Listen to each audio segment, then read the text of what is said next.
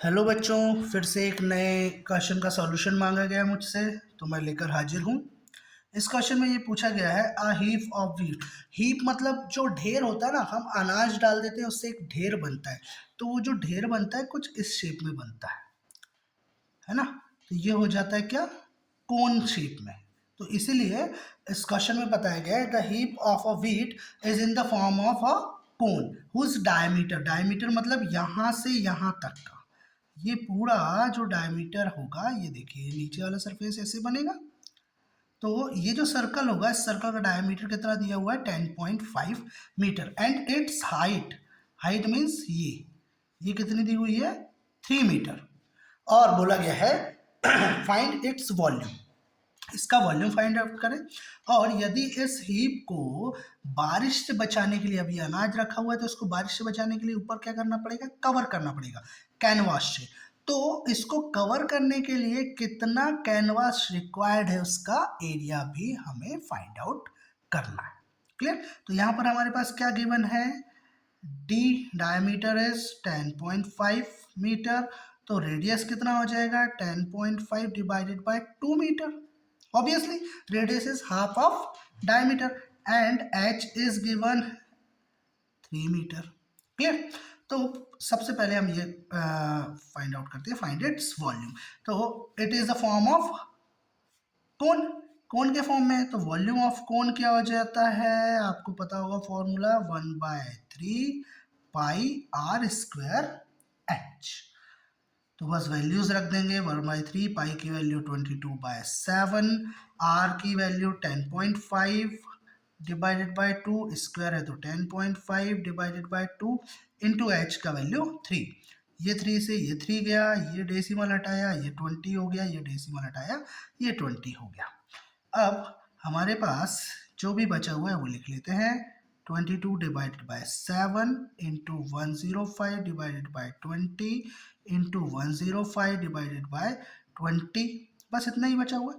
Now 7 1 जा 7, 7 1 जा 7 3, 35, 7 5 जा 35, 2 1 जा 2 एंड 0, 2 1 जा 2, 2 1 जा 2 11, 5 2 जा 10, 5 3 जा 15।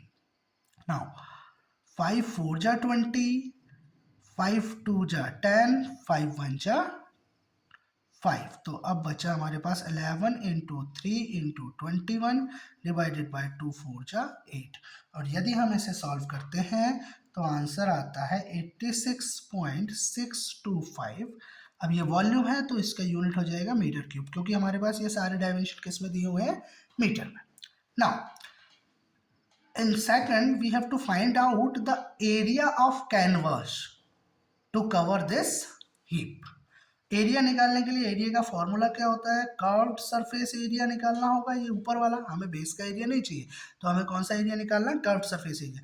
कर्व्ड सरफेस एरिया ऑफ कौन होता है, पाई आर एल, ये फॉर्मूला।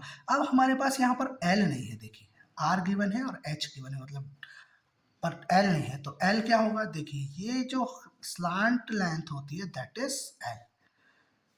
तो वो ये वाला जो ट्रायंगल है, ये कौन सा, राइट एंगल ट्रायंगल, तो इसको निकालने के लिए हम पाइथागोरस यूज कर लेंगे। So l will be equal to under root of r square plus h square.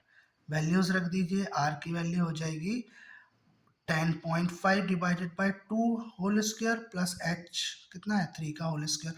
जब आप इसे सॉल्व कर लेंगे तो एल का अप्रॉक्सीमेटली, अब यहाँ पर सॉल्यूशन कितना काटना है, कैसे काटना है, ये मैं नहीं बता रहा हूँ, डायरेक्ट आंसर लिख रहा हूँ कैलकुलेट करके।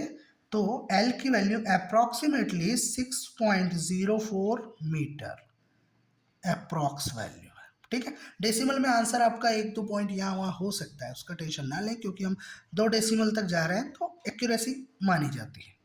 क्लियर। ना कर्व्ड सरफेस एरिया, इस फॉर्मूले में वैल्यू रख लें और निकाल लें। 22/7 पाई का वैल्यू हो गया, आर का वैल्यू होगा 10.5 डिवाइडेड बाय 2 इंटू एल का value 6.04।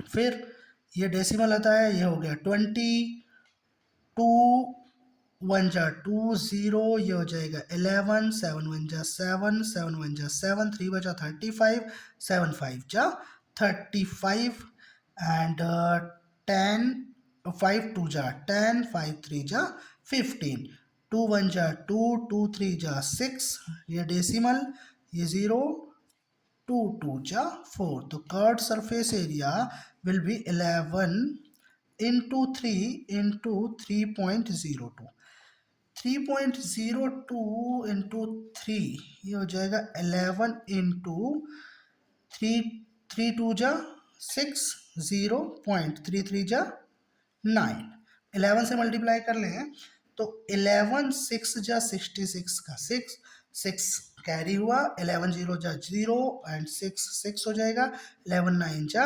99 so our answer will be equal to 99.66 अब ये एरिया है तो यूनिट हो जाएगा meter square at last we have to put our answer तो आंसर में सबसे पहले हम लिख देंगे volume will be equal to 86.625 meter cube and curved surface area of canvas